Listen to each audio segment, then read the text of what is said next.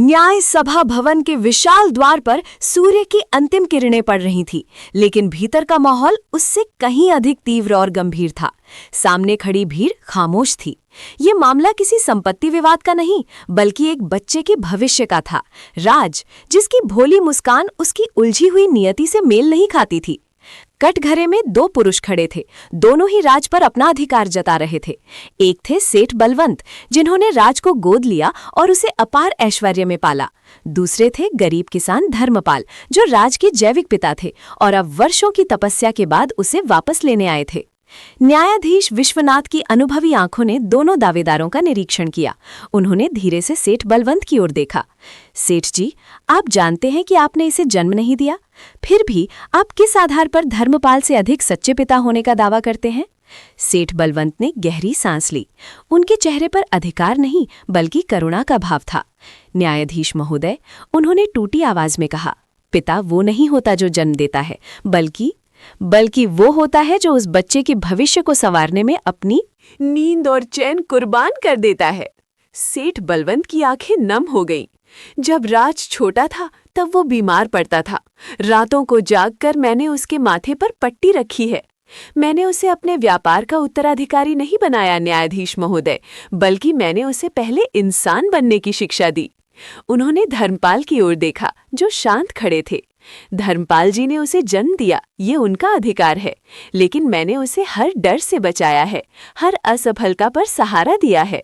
सच्चा पिता बनने के लिए सिर्फ 9 महीने नहीं, बल्कि वर्षों का समर्पण चाहिए। मेरे लिए राज सिर्फ बेटा नहीं है, वो मेरे जीवन का आधार है। मेरी दौलत बेकार है अगर राज मेरे साथ न हो। न्यायाधीश विश्वनाथ ने उनकी बातों को ध्यान से सुना। अब बारी किसान धर्मपाल की थी। हवा में एक भारी चुप्पी छा गई। धर्मपाल ने एक गहरी सांस ली। उनके होंठ कांप रहे थे, मगर आंखें शांत थीं। उन्होंने सेठ जी की ओर देखा, फिर धीरे से न्यायाधीश की ओर मुड़े। माय बाप, सेठ जी ने जो कहा वो सही है। उन्होंने राज को ज्ञान दिया, दौलत दी, जीवन की हर सुविधा दी। मैं एक किसान हूँ। मेरे पास देने के लिए न तो बड़ी हवेली है और ना ही बड़े स्कूल की फीस। उनकी आवाज में कोई शिकायत नहीं थी, केवल अथाह वेदना थी। मैंने उसे जन्म दिया, पर जब मैं उसे पेट भर खाना भी ना दे सका, तो पिता होने का मेरा दावा कैसा? सच्चा पिता वो नहीं होता जो सिर्फ अधिकार जताए, बल्कि वो होता है जो अपने बच्चे की खुशी के लिए अपना सर्वस्व त्याग दे। धर्मपाल की आंखों में नमी थी। मैंने राज को सेठ जी को सौंपा था, ताकि वो जी सके, बेहतर जीवन जी सके। मेरा प्रेम उसे जंजीरों में नहीं बांधता। मेरी दौलत सिर्फ मेरा प्यार है, जो बिना शर्त, बिना अधिकार जताए हमेशा उसके साथ रहेगा। सेठ जी, जो अब तक खामोशी से सब सुन रहे थे, अब अपने स्थान पर जड़ हो गए। धर्मपाल की ये निस्वार्थ भावना उन्हें किसी महान संत के दर्शन करा रही थी। उनकी आंखों में वो अभिमान ध्वस्त हो गया जो उनकी दौलत ने उन्हें दिया था। गहराई से सांस लेते हुए सेठ जी बोले, धर्मपाल, तुमने मुझे ये एहसास कराया कि धन केवल सुविधा देता है, मगर पिता बनने का गौरव हृदय की पवित्रता से आता है। मैं राज को अपनी सारी संपत्ति दे सकता हूं, पर मैं उसे तुम्हारा जैसा निस्वार्थ प्रेम शायद कभी ना दे पाऊं। सेठ जी ने आगे बढ़कर धर्मपाल के कंधे पर हाथ रखा। राज मेरा बेटा है, ये सत्य है, पर आज से ये भी सत्य है कि तुम उसके सच्चे पिता हो। तुम्हारा त्याग राज को सदा याद दिलाएगा कि जीवन में रिश्ते दौलत से नहीं, बल्कि बलिदान से मजबूत होते हैं। उस दिन दोनों पुरुषों ने एक दूसरे की आंखों में वो सहमति और अटूट विश्वास देखा, जिसके आगे दुनिया की सारी दौलत फीकी थी। राज अब 2 पिताओं के पवित्र प्रेम की छांव में पलने वाला था। समय के चक्र ने अपनी गति पकड़ी। राज अब केवल संपत्ति का वारिस नहीं, बल्कि धर्मपाल के दिए गए नैतिक मूल्यों का भी उत्तराधिकारी था। उसका जीवन 2 अलग-अलग पर समान रूप से महत्वपूर्ण धाराओं में बहता रहा। धर्मपाल ने राज को सिखाया कि परिश्रम की रोटी का स्वाद सोने की थाली के भोजन से कहीं अधिक मीठा होता है, और विपत्ति में भी धैर्य नहीं खोना चाहिए।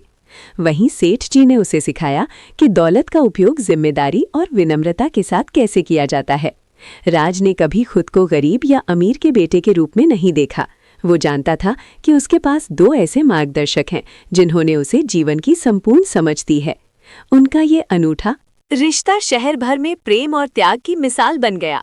राज ने बड़े होकर व्यापार में ईमानदारी और मानवीयता का अद्भुत मिश्रण दिखाया, जिसका श्रेय उसके दोनों पिताओं के पवित्र संस्कारों को जाता था। राज की सफलता केवल उसके व्यापारिक कौशल तक सीमित नहीं थी, बल्कि उसकी नैतिक नींव की भी गवाह थी। वर्षों बाद जब राज ने अपना व्यापार कई देशों में फैला लिया, तो उसने अपने जीवन के दो आधार स्तंभों, गोपाल और सेठ जी को सम्मानित करने का निश्चय किया। उसने शहर के सबसे बड़े सभागार में एक भव्य समारोह आयोजित किया, जहां समाज के हर वर्ग के लोग उपस्थित थे। मंच पर दोनों पिता अगल बगल बैठे थे, एक सादगी और संतोष में, दूसरा प्रतिष्ठा और गर्व में। राज ने माइक संभाला, उसकी आंखों में गहन कृतज्ञता झलक रही थी। उसने कहा, लोग हमेशा पूछते हैं कि मेरा सच्चा पिता कौन है। आज मैं इस प्रश्न का उत्तर देना चाहता हूँ। पूरे सभागार में गहरी शांति छा गई। राज ने घोषणा की कि उसने अपने दोनों पिताओं के लिए एक समान ट्रस्ट बनाया है और अब वो अपना सारा सम्मान और अर्जित धन दोनों के चरणों में समर्पित करता है। सच्चा पिता वो नहीं जो जन्म देता है, वो जो धन देता है, राज ने भावुक होकर कहा, बल्कि वो है जो जीवन का सच्चा पाठ देता है। ये सुनकर गोपाल की आंखों में प्रेम के आंसू छलक आए, जबकि सेठ जी का सिर गर्व से ऊंचा हो गया। राज मंच पर नीचे उतरे और सबसे पहले उन्होंने गोपाल जी के घुटने छुए। राज ने प्रेम से उनके आंसू पोंछे और कहा, बाबूजी, आपने मुझे सिखाया कि दौलत भले ही हाथ की मैल हो, लेकिन चरित्र ही सच्चा गहना है। फिर वो सेठ जी की ओर मुड़े, जिनका चेहरा गर्व से दमक रहा था। और पिताजी, राज ने जारी रखा, आपने मुझे दुनिया की जटिलताएं, अनुशासन और अवसरों का मूल्य सिखाया। आपने मुझे इस ऊंचाई तक पहुंचने का रास्ता दिखाया। पूरे सभागार में वातावरण बदल चुका था। दोनों पिता एक दूसरे के निकट खड़े थे। सेठ जी ने पहली बार स्नेहपूर्वक गोपाल जी के कंधे पर हाथ रखा। राज सही कहता है, सेठ जी ने धीमी आवाज में कहा। आज मैं केवल उसका पिता नहीं, बल्कि जीवन का पाठ सीखने वाला शिष्य भी हूँ। भीड़ ने खड़े होकर तालियां बजाना शुरू कर दिया। राज ने दोनों पिताओं को एक साथ गले लगा लिया, साबित करते हुए कि सच्चा परिवार रक्त या धन से नहीं, बल्कि निस्वार्थ प्रेम और शिक्षा से बनता है। गोपाल जी की आंखें खुशी के आंसुओं से भरी थी। उन्होंने सेठ जी के हाथ को अपने कंधे से हटाया नहीं, बल्कि उसे स्नेह और सम्मान के साथ थाम लिया। ये क्षण उनकी वर्षों की तपस्या और निस्वार्थ सेवा का सबसे बड़ा पुरस्कार था। राज ने मंच पर फिर माइक संभाला। आज इस मंच पर कोई विजेता या हारा हुआ नहीं है। आज हमने सीखा कि दौलत की असली जगह तिजोरियों में नहीं, बल्कि सही शिक्षा और सच्चे रिश्तों में होती है। राज ने आगे घोषणा की, मैं अपने दोनों पिताओं गोपाल जी और सेठ जी के नाम पर राज मार्गदर्शक फाउंडेशन की शुरुआत करता हूँ। ये फाउंडेशन उन बच्चों को अवसर देगा जिन्हें सही मार्गदर्शन और शिक्षा की आवश्यकता है, ठीक वैसे ही जैसे मुझे मेरे गोपाल पिताजी ने दिया और मेरे सेठ पिताजी ने संसाधन दिए। सेठ जी ने गर्व से सिर हिलाया। सभागार की तालियों की गूंज अब केवल सराहना नहीं, बल्कि एक नई और नेक शुरुआत का शंखनाद थी। तालियों की गड़गड़ाहट के बीच राज मंच पर खड़ा रहा। उसने सबसे पहले गोपाल जी की तरफ देखा, जिनकी आंखों में आंसू थे, पर वे हार के नहीं, बल्कि निस्वार्थ प्रेम की जीत के आंसू थे। फिर उसने सेठ जी की ओर देखा, जिनके चेहरे पर अब केवल संतोष और गहरी करुणा थी। राज धीरे से आगे बढ़ा। उसने दोनों पिताओं के हाथ थामे और उन्हें मंच के बीचों बीच ले आया। राज ने माइक पर फुसफुसाते हुए कहा, आज मुझे जवाब मिल गया है। सच्चा पिता वो नहीं होता जो केवल जन्म देता है या केवल धन देता है। सच्चा पिता वो है जो जीवन को सही दिशा देता है और उस दिशा में चलने के लिए आवश्यक संसाधन जुटाता है। सेठ जी ने नम्रता से गोपाल जी का हाथ पकड़ा। गोपाल, तुमने मुझे वो सिखाया जो मेरी दौलत कभी नहीं सिखा पाई, प्रेम की कीमत। गोपाल जी मुस्कुराए। उस क्षण मंच पर सच्चा पिता एक नहीं, बल्कि दो व्यक्तित्वों का संगम बन गया था, प्रेम, शिक्षा और समर्पण का एक अटूट संगम। तालियों की गड़गड़ाहट ने पूरे सभागार को भावुक कर दिया। राज की आंखें भर आई थीं। उसने झुककर सबसे पहले गोपाल जी के पैर छुए, जिन्होंने उसे ज्ञान का प्रकाश दिया था, और फिर पूरी श्रद्धा से सेठ जी को गले लगाया। सेठ जी ने राज के सिर पर प्यार से हाथ फेरा। आज तुमने मुझे सबसे बड़ी दौलत दी है बेटा, वो है सम्मान और सही समझ। सेठ जी ने तुरंत मंच पर घोषणा की कि वो अपनी संपत्ति का एक बड़ा हिस्सा गोपाल शिक्षा ट्रस्ट को दान करेंगे, ताकि अन्य युवा भी गोपाल जी के निस्वार्थ मार्गदर्शन में जीवन की सही राह पा सके। गोपाल जी ने इसे नम्रता से स्वीकार किया। उस दिन ये साबित हो गया कि सच्चे रिश्ते न तो केवल खून के मोहताज होते हैं और न ही दौलत के। वे सिर्फ निस्वार्थ प्रेम, शिक्षा और समर्पण के बल पर जीवित रहते हैं। सच्चा पिता वो है जो बीज को वृक्ष बनने की हिम्मत देता है। इस घोषणा के बाद गोपाल जी ने नम आंखों से सेठ जी के चरणों को छूकर आशीर्वाद लिया। उनके आंसू दौलत खोने का नहीं, बल्कि एक नए और बड़े दायित्व को स्वीकार करने का प्रमाण थे। गोपाल शिक्षा ट्रस्ट जल्द ही सिर्फ शिक्षा का केंद्र नहीं बना, बल्कि नैतिक मूल्यों की नर्सरी बन गया। सेठ जी को आखिरकार अपने जीवन का सच्चा उत्तराधिकारी मिल गया था, एक ऐसा पुत्र जिसने उनकी दौलत को नहीं बल्कि उनके नाम और नेक इरादों को आगे बढ़ाया। ये कहानी पीढ़ी दर पीढ़ी सुनाई जाने लगी कि खून का रिश्ता सिर्फ शुरुआत हो सकता है, लेकिन चरित्र और त्याग का रिश्ता ही रिश्ते की सच्ची नींव रखता है। उस दिन नगरवासियों ने सीखा कि सच्चा पिता वो है जो अपने बच्चों को अपनी विरासत का मालिक बनाने के बजाय जीवन में सम्मान और ज्ञान की दौलत कमाने के काबिल बनाता है। ये रिश्ता अधिकार से नहीं बल्कि एक दूसरे को सशक्त बनाने से बनता है। सेठ के इस अभूतपूर्व निर्णय ने न केवल उनके परिवार की दिशा बदली, बल्कि पूरे नगर की सोच को एक नई राह दी। अन्य धनी व्यापारियों और पिताओं ने भी महसूस किया कि वे अब तक दौलत को सींच रहे थे, रिश्तों को नहीं। उन्होंने देखा कि सच्चा सुख संपत्ति को त्यागने में नहीं, बल्कि सही हाथों में सौंपने और सही मूल्यों को अगली पीढ़ी में स्थापित करने में है। वृद्ध सेठ ने अपने शेष जीवन में अपने गोद लिए हुए पुत्र को केवल व्यापार की बारीकियां ही नहीं सिखाई, बल्कि उसे समाज की सेवा और करुणा का पाठ भी पढ़ाया। पुत्र ने भी अपनी जिम्मेदारियों को बखूबी निभाया। वो जानता था कि वो सेठ की संपत्ति का नहीं बल्कि उनके मूल्यों का सच्चा रखवाला है। इस रिश्ते की डोर इतनी मजबूत थी कि वर्षों बाद भी जब सेठ नहीं रहे तो नगरवासियों ने उनकी दौलत घटने का मातम नहीं मनाया, बल्कि इस बात की खुशी मनाई कि सच्ची विरासत आज भी जिंदा है। नया सेठ जो कभी अनाथ था, अब केवल व्यापार संभालता नहीं था, वो नगर का सच्चा संरक्षक बन गया था। उसने संपत्ति को समाज की सेवा का माध्यम बनाया।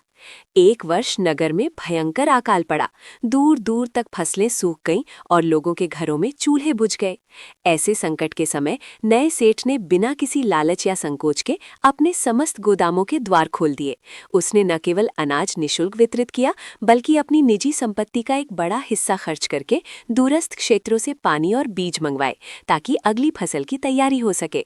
नगरवासियों ने जब निस्वार्थ सेवा का ये प्रदर्शन देखा तो उन्होंने एक स्वर में कहा, ये पुत्र अपने पिता की आत्मा है। सेठ जी ने अपनी दौलत को नहीं बल्कि अपने धर्म को सौंपकर सच्चा पिता होने का प्रमाण दिया था। उस दिन हर किसी की जबान पर यह सवाल नहीं था कि कौन पिता था, बल्कि ये था कि पिता होना किसे कहते हैं। सच्चा पिता वही है जो जीवन नहीं बल्कि जीवन जीने की कला सौंपता है। इस घटना ने केवल एक व्यक्ति की पहचान को स्पष्ट नहीं किया, बल्कि पूरे नगर की नैतिकता और मूल्यों को पुनः परिभाषित कर दिया। जहां पहले लोग धन और संपत्ति को ही परिवार की नींव मानते थे, वहीं अब वे चरित्र और निस्वार्थ सेवा को सबसे बड़ी विरासत समझने लगे। युवा सेठ ने ये साबित कर दिया कि पिता की सबसे बड़ी देन केवल उत्तराधिकार नहीं, बल्कि उस उत्तराधिकार को सही ढंग से निभाने का सामर्थ्य और सामाजिक जिम्मेदारी की भावना है। उस दिन के बाद जब भी कोई व्यक्ति जन कल्याण के लिए निजी सुख का त्याग करता, तो बड़े बुजुर्ग कहते, इसे सच्चा पिता मिला था। सच्चा पिता वो नहीं जो अपनी दौलत सौंपे, बल्कि वो जो अपनी संतान को ऐसा बनाता है कि दौलत की अनुपस्थिति में भी वो जीवन को समृद्ध बना सके। सेठ जी की ये शिक्षा आने वाली पीढ़ियों के लिए एक शाश्वत सत्य बन गई। पिता होना एक पदवी नहीं, एक पवित्र दायित्व है। समय बीतता गया। सेठ जी का गांव अब एक समृद्ध नगर बन चुका था, लेकिन समृद्धि की परिभाषा नहीं बदली थी। लोग अब ये नहीं पूछते थे कि किसके पास कितनी संपत्ति है, बल्कि ये देखते थे कि किसका पुत्र समाज के प्रति कितना समर्पित है। जब कोई जवान अपने बुजुर्गों की सेवा करता या कोई व्यापारी अपने मुनाफे का हिस्सा जरूरतमंदों में बांटता, तो माताएं अपने बच्चों को यही कहानी सुनाती थीं। याद रखो, वे कहती, सच्चा पिता वो नहीं होता जो तुम्हें देने के लिए धन बचाए, बल्कि वो जो तुम्हें दूसरों के लिए जीने का साहस दे। ये शिक्षा केवल पुरुषों तक सीमित नहीं रही, ये हर संरक्षक, हर गुरु और हर मार्गदर्शक के लिए प्रेरणा स्रोत बन गई। पिता होना अब केवल जन्म देने तक सीमित एक जैविक रिश्ता नहीं रहा, बल्कि ये चरित्र निर्माण का सर्वोच्च शिखर बन गया। ये गांव अब सच्चे पिताओं का नगर नाम से विख्यात हो चुका था, जहां धन को नहीं, सिद्धांतों को अगली पीढ़ी की सबसे बड़ी विरासत माना जाता था। इस प्रसिद्धि के बावजूद गांव के बुजुर्ग निरंतर स्वयं को कसौटी पर कसते रहते थे। उन्हें डर था कि कहीं उनकी परिभाषा सिर्फ किताबी न रह जाए। गांव में साहस की परीक्षा नामक एक वार्षिक उत्सव मनाया जाता था, जहां पिताओं को सार्वजनिक रूप से सिद्ध करना होता था कि उन्होंने अपने बच्चों में केवल संपत्ति नहीं बल्कि सिद्धांत बोए हैं। एक वर्ष भीषण सूखा पड़ा। 2 किसान, रामू जिसने अपने बेटे के लिए अनाज का बड़ा भंडार छिपा रखा था, और भीमा जिसने अपना सारा अनाज पड़ोस के भूखे परिवारों में बांट दिया था, विवाद के केंद्र में आ गए।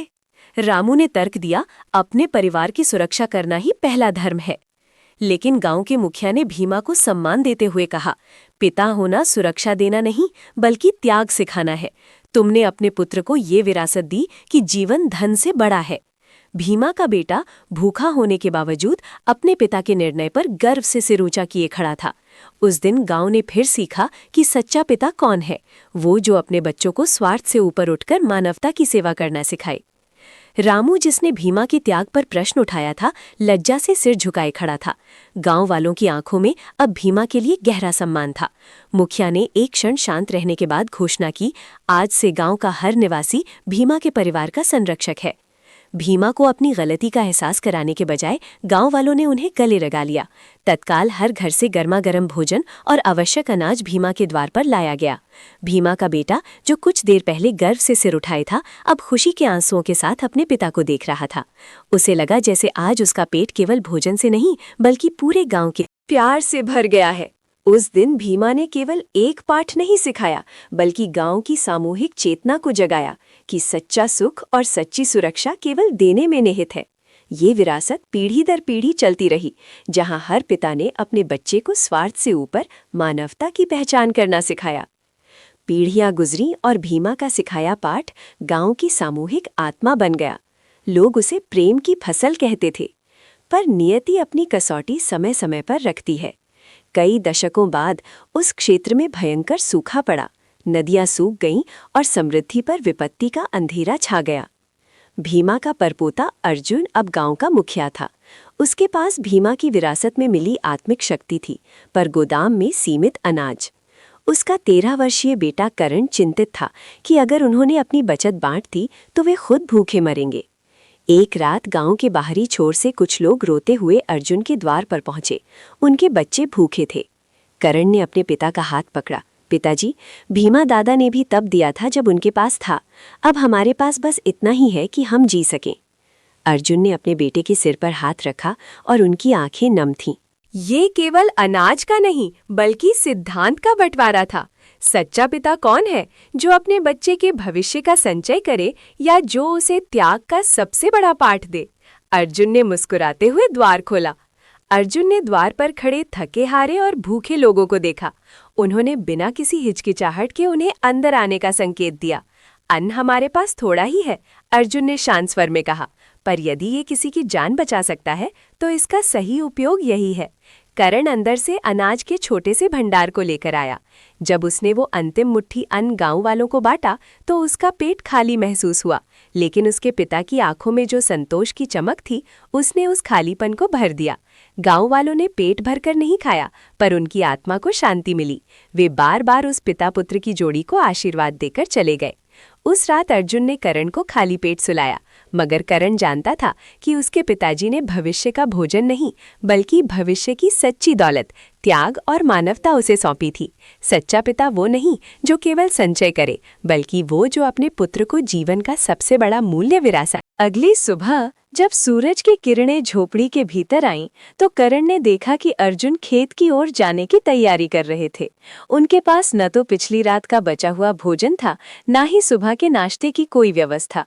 फिर भी अर्जुन के चेहरे पर एक विचित्र शांति और उत्साह था।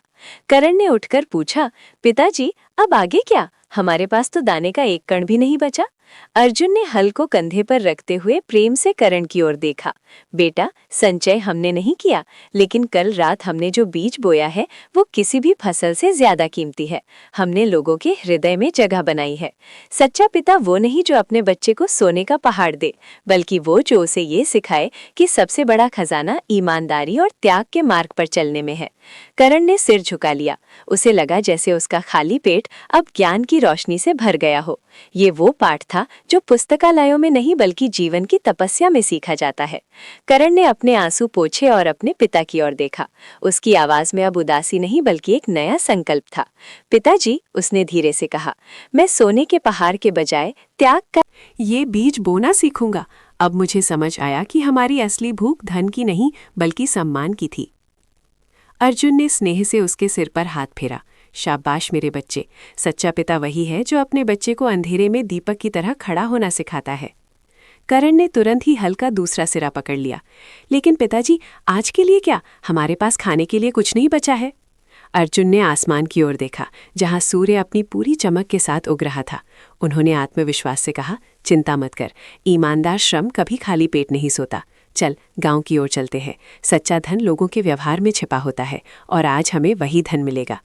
ये कहते हुए दोनों पिता पुत्र एक नए आत्मविश्वास के साथ गांव की पगडंडी पर आगे बढ़ चले। गांव के मुहाने पर पहुंचते ही उनकी नजरें एक दृश्य पर टिक गई। मुख्य रास्ते पर एक बूढ़े किसान का अनाज से भरा छकड़ा गाड़ी गहरे कीचड़ में बुरी तरह फंसा हुआ था। किसान हताश होकर बैलों को हाँक रहा था, पर छकड़ा टस से मस नहीं हो रहा था।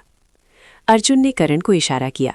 बिना किसी से पूछे या पारिश्रमिक की बात किए दोनों पिता पुत्र तुरंत कीचड़ में उतर गए। अपनी पूरी शक्ति लगाकर उन्होंने छकड़े के पहियों को धक्का दिया। कड़ी मशक्कत के बाद छकड़ा कीचड़ से बाहर निकल आया। बूढ़े किसान की आंखों में राहत और कृतज्ञता के आंसू छलक आए। धन्यवाद, तुम दोनों मेरे लिए भगवान बनकर आए हो, किसान ने भावुक होते हुए कहा। उसने अपना झोला खोला और उन्हें 2 मोटी रोटियां और मुट्ठी भर चने दिए। करण की आंखें चमक उठीं। अर्जुन ने प्यार से उसके सिर पर हाथ फेरा। देखा बेटा, सच्चा धन लोगों के व्यवहार में ही छिपा होता है। जब तुम निस्वार्थ भाव से मदद करते हो तो ईश्वर खुद ही तुम्हारा पेट भर देता है। वे दोनों संतुष्ट मन से अपनी भूख शांत करने लगे। रोटियां खत्म हो चुकी थीं। करण ने तृप्ति से लंबी सांस ली और अर्जुन की ओर देखा। पिताजी, आपने सही कहा, ये सादा भोजन भी आज अमृत जैसा लग रहा है। अर्जुन ने प्यार से उसकी कमर थपथपाई और अपनी पीठ पर बंधी छोटी गठरी ठीक की। पेट भर जाए तो मन अपने आप शांत हो जाता है बेटा। अब चलो, हमें आज शाम तक नगर के पास पहुंचना है। वे दोनों अपनी डंडियां उठाकर चलने को तैयार हुए ही थे कि पास की झाड़ियों के पीछे से एक थकाहारा चरवाहा बाहर आया। वो बहुत देर से चुपचाप उन्हें देख रहा था। चरवाहा उनके पास आया और गंभीर स्वर में बोला, माफ करना, मैंने आप दोनों की बातें सुनी। मैं ये नहीं जानता कि तुम दोनों का रक्त संबंध है या नहीं, लेकिन मैंने आज एक पिता को उसके बेटे के लिए जीते हुए देखा है। आपका स्नेह, आपकी सीख, यही सच्चा पितृत्व है। अर्जुन ने चरवाहे की ओर देखा। उसकी आंखें नम हो गई थीं। अर्जुन ने अपनी नम आंखें ऊपर उठाईं और चरवाहे रामू के कंधे पर हाथ रखा। धन्यवाद मित्र, तुम्हारे शब्द मेरे हृदय को छू गए। ये यात्रा केवल गंतव्य तक पहुंचने की नहीं बल्कि रिश्तों की सच्चाई समझने की भी है। रामू जमीन पर बैठ गया। उसकी सांसें तेज चल रही थी। माफ करना, मैं बस एक और बात कहना चाहता था। मैं कई दिनों से भटक रहा हूँ और मेरी सारी हिम्मत टूट चुकी थी, लेकिन आपको इतनी विपरीत परिस्थितियों में भी एक दूसरे का सहारा बनते देख मुझे फिर से जीने की प्रेरणा मिली। ये सुनकर अर्जुन के साथी ने तुरंत अपनी पोटली खोली। उसमें से उसने एक सूखी रोटी निकाली और रामू की ओर बढ़ाते हुए कहा, तुम थके हुए और भूखे हो भाई, नगर का रास्ता दूर है, लेकिन पहले ये खाओ और थोड़ा पानी पी लो। रामू ने कृतज्ञता से सिर झुकाया। अर्जुन ने फिर घड़ी की ओर इशारा किया। समय कम है, हम तुम्हें यहीं छोड़कर नहीं जा सकते। क्या तुम हमारे साथ चल सकते हो रामू? हम तुम्हें नगर तक सुरक्षित पहुंचा देंगे। रामू ने रोटी का एक टुकड़ा तोड़ते हुए आंखें उठाईं। आप लोगों का ये स्नेह मेरे लिए अनमोल है, उसने धीमी आवाज में कहा। लेकिन मुझे अपने बच्चे के लिए कुछ काम पूरा करना है। मैं जल्दी ही वापस आऊंगा। मेरे लिए बस यही प्रार्थना करना कि मेरा बेटा और उसकी माँ सुरक्षित रहें। अर्जुन ने उसकी आंखों में दृढ़ संकल्प देखा। ठीक है रामू, तुम्हारी हिम्मत को सलाम। ये लो, ये कुछ पैसे हैं, ये तुम्हारे काम आएंगे। उसने अपनी जेब से कुछ सिक्के निकालकर रामू को दिए। जब काम पूरा हो जाए तो तुम सीधे नगर की मुख्य धर्मशाला में आ जाना, हम वहीं मिलेंगे। और याद रखना, सच्चा पिता वो है जो न केवल जन्म देता है बल्कि जीवन भर अपनी संतान की ढाल बनकर खड़ा रहता है। रामू ने नम आंखों से विदा ली और अपने अधूरे सफर पर निकल पड़ा। रामू ने अपनी धोती के कोने में अर्जुन के दिए सिक्कों को कसकर बांधा और तेजी से जंगल के रास्ते पर चल पड़ा। अर्जुन के शब्द उसके कानों में गूंज रहे थे। सच्चा पिता वो है जो जीवन भर अपनी संतान की ढाल बनकर खड़ा रहता है। उसे अपनी सीता और अजन्मे बच्चे की सुरक्षा सुनिश्चित करनी थी। रात घनी हो चुकी थी, लेकिन रामू को न थकावट महसूस हो रही थी न किसी जंगली जानवर का डर। उसके मन में केवल एक ही चिंता थी, कैसे जल्द से जल्द उस दूरस्थ गांव तक पहुंचे जहां उसने सीता को सुरक्षित रखा था। हर कदम पर वो खुद से वादा करता रहा कि वो अपनी संतान के लिए मजबूत ढाल बनकर खड़ा रहेगा। भोर होने से पहले उसे वहां पहुंचना था, ताकि वे छिपकर बिना किसी की नजर में आए नगर की ओर प्रस्थान कर सके। रास्ते भर रामू मन ही मन उस खतरे का अंदाजा लगाता रहा जो उनके पीछे पड़ा था। वो जानता था कि इस अग्नि परीक्षा में उसका निर्णय ही उनके जीवन का आधार बनेगा। रामू के मन में भयंकर द्वंद्व था। खतरा केवल बाहरी नहीं था, बल्कि वो प्रेम और स्वामित्व की लड़ाई थी जो वर्षों से सुलग रही थी। उसे पता था कि राजा का सिपाही जगत उन्हें ढूंढने जरूर आएगा। जगत जिसने हमेशा खुद को ही उत्तराधिकारी और पिता माना था। सच्चा पिता कौन? ये प्रश्न रामू के हर कदम को मजबूती दे रहा था। जन्म देना एक बात है, परंतु उस संतान के लिए अपना सर्वस्व न्यौछावर करना ही पितृत्व का वास्तविक अर्थ है। तभी घने जंगल की शांति को भंग करते हुए कुछ दूरी पर तेज कदमों की आहट सुनाई दी। रामू तुरंत एक विशाल बरगद की जड़ में सिमट गया। उसकी मुट्ठियां कस गईं। उसने तय कर लिया था कि यदि ये पीछा करने वाला कोई हुआ तो आज ये रात निर्णायक होगी। उसे लड़ना पड़े, भागना पड़े या छिपना पड़े, पर सीता और बच्चे पर आंच नहीं आने देगा। उसके हाथों में अब केवल एक फटी हुई लाठी थी, पर दिल में पहाड़ सा साहस था।